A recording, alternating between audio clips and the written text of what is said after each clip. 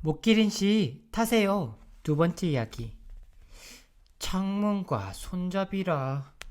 구슴도치 관장은 꾸리와 목기린 씨의 편지를 번갈아 보며 고민에 빠졌어요.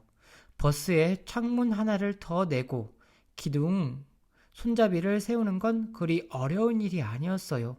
마침 마을에서 목기린 씨만 버스를 못 탄다는 사실이 다른 마을에까지 널리 알려져 몹시 곤란한 터였지요. 고슴도치 관장은 책상 한 구석을 바라봤습니다. 목기린 씨가 보낸 편지들이 수북히 쌓여 있었지요. 고민 끝에 고슴도치 관장은 주민회의 때 목기린 씨 문제를 얘기했어요. 그리고 처음으로 목기린 씨에게 답장을 썼어요. 진해하는 주민 목기린 씨에게 그동안 먼 길을 걷느라 불편을 겪으신 줄로 압니다. 그래서 마을회관에서는 목기린 씨와 꾸리 학생의 의견을 받아들이기로 했습니다. 다만 모든 마을 버스를 개조하는 것은 무리이니 한 대만 고치도록 하겠습니다. 버스는 평일 아침에 한 번, 저녁에 한 번, 목기린 씨가 출퇴근하시는 시간에 다닐 겁니다. 목기린 씨가 알아보고 타실 수 있도록 버스 창문에 아래에 글이 적힌 안내판을 붙이겠습니다. 목기린 씨 타세요. 고슴도치 관장들이. 드디어 마을버스에 탈 수 있다니 목기린 씨는 편지를 몇 번이고 읽고 또 읽었습니다. 이른 아침 목기린 씨는 설레는 마음으로 9번지 버스 정거장으로 갔어요. 조금 뒤 꾸리도 쿠션을 메고 달려왔지요. 조금 더 기다리자 드디어 버스가 도착했어요. 고릴라 기사가 못마땅한 표정을 지으며 버스 앞문을 열었어요. 그런데 앞문이 목기린 씨 키에 비해 턱없이 작았어요. 버스 천장에 낸 창문이 앞문과 너무 떨어져 있는 것도 문제였지요. 뒷문으로 타야겠어요.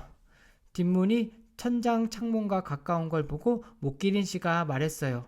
고릴라 기사는 더욱 못마땅해하며 뒷문을 열었어요.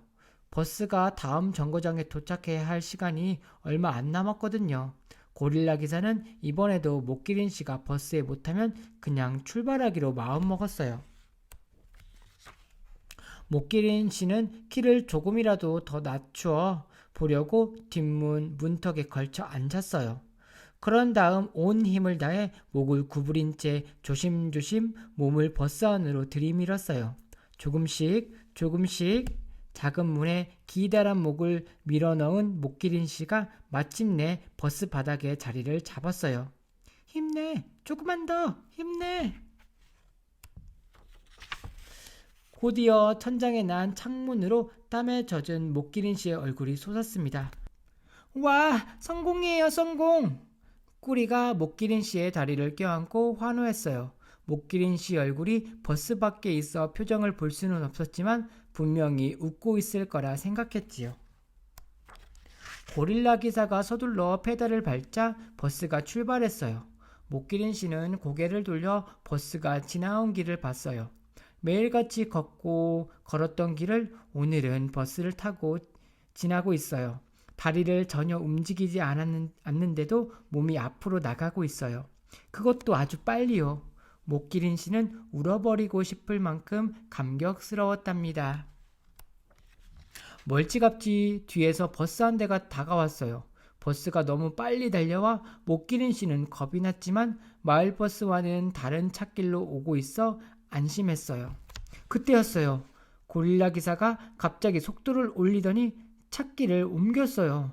빨리 다음 정거장에 갈 생각에 뒤에 바짝 붙은 버스를 눈치채지 못한 거예요. 목기린 씨는 운전석 창가로 머리를 디밀었어요. 바로 뒤에 버스가 있다는 걸 고릴라 기사에게 어서 알리고 싶었지요. 하지만 힘껏 목을 빼고 구부려 보아도 천장 주위를 맴돌 뿐 운전석 근처에도 못 갔어요. 아무리 목이 긴 목기린 씨라도 마음대로 늘어나고 구부러지는 용수철이 될 수는 없었지요. 위험해요. 당장 옆길로 옮겨요. 목기린 씨는 어쩔 줄 몰라 하며 버스 바닥에 발을 쿵쿵 굴렀어요. 그제야 고릴라 기사가 뒤따라 붙은 버스를 알아차렸습니다. 우당탕탕. 고릴라 기사가 황급히 방향을 틀었지만 결국 버스끼리 부딪히고 말았어요. 큰 충돌이 아니라 버스에 탄 다른 주민들은 무사했어요. 하지만 목이 버스 밖으로 나가 있던 목기린 씨는 목을 많이 다치고 말았지요. 구급차가 급히 달려왔습니다. 삐뽀 삐뽀. 어떡해요. 다 저 때문이에요. 꾸리가 문병을 봐서는 훌쩍였어요. 아니야, 너 때문이라니. 말도 안 된다. 목기린 씨는 붕대가 칭칭 감긴 목을 침대에 꼿꼿이 기댄 채 꾸리를 다독였어요. 꾸리가 울음을 멈추고는 조심스레 말했어요. 제가 다른 방법을 또 생각해 봤는데요. 목기린 씨는 조금 걱정스러웠지만 꾸리의 말에 귀를 기울였어요. 목기린 씨는 천장 전문가잖아요.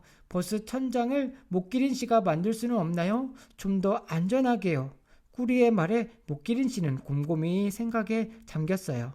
그러고 보니 버스에 태워달라고만 했지 어떻게 하면 버스에 탈 수 있을지 고민해 본 적이 없어요. 천장에 창문을 내자는 것도 꾸리가 낸 의견이었지요. 어느덧 목기린 씨는 머릿속으로 설계도를 그리기 시작했어요.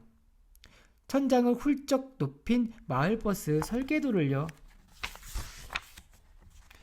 집으로 돌아온 목기린 씨는 새로운 버스의 모습을 종이에 그려나갔어요. 버스 만드는 걸 본 적이 없는 터라 어설프기 짝이 없었지만 정성을 다해 설계도를 완성했지요. 목기린 씨는 고슴도치 관장에게 편지 대신 설계도를 보냈습니다. 앞장에 이런 말을 덧붙여서요. 혼자서 할 수 없는 일이 많아요. 관장님과 마을 주민들의 도움이 필요해요. 마을 회관에서 열린 주민회의는 목기린 씨의 이야기로 쉽게 끝날 줄을 몰랐어요. 목기린 씨가 버스에 타는 걸 반대하는가 하면 오히려 목기린 씨 타세요. 버스를 늘려야 한다는 의견도 있었어요. 목기린 씨가 파수꾼처럼 찾기를 지켜봐주면 마을버스가 더욱 안전하게 다닐 수 있을 거라고 했지요. 그 말에 고릴라 기사는 뜨끔했답니다. 그날 목기린 씨가 발을 굴러 소란을 피우지 않았다면 뒤에 오는 차를 보았을 테니까요. 그랬다면 아주 큰 사고가 났을지도 몰라요. 고릴라 기사는 망설이다 손을 들고 주민들에게 사실을 말했어요. 회의는 밤늦도록 이어졌답니다. 버스 천장을 없애면 어떨까? 안 돼! 비가 오면 다 젖잖아. 목기린 씨 전용 오토바이를 만듭시다. 그건 너무 위험해요. 목기린 씨 덕분에 큰 사고를 피할 수 있었습니다. 큰 사고가 났다면 우리 꾸리도 다쳤을지 몰라. 휴일 낮 목기린 씨는 아침부터 준비한 도시락 2개를 가방에 넣고 집을 나섰어요. 붕대를 푼 기념으로 꾸리와 공원으로 소풍을 가기로 했거든요.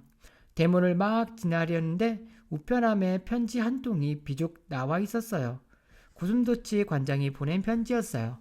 목기린 씨는 약속 시간이 다 되어 편지를 일단 가방에 넣었어요. 공원에 도착해 보니 꾸리가 보이지 않았어요.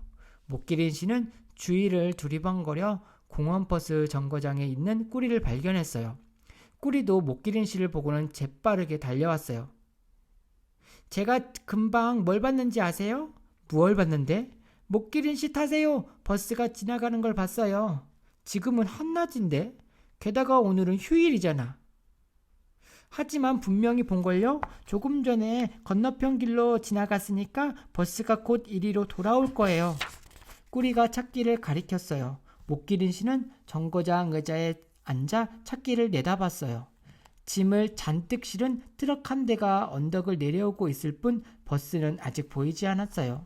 어느새 어디서 새 버스라도 만들려는지 트럭에는 커다란 바퀴와 크고 작은 의자, 길고 짧은 손잡이가 실려 있었어요.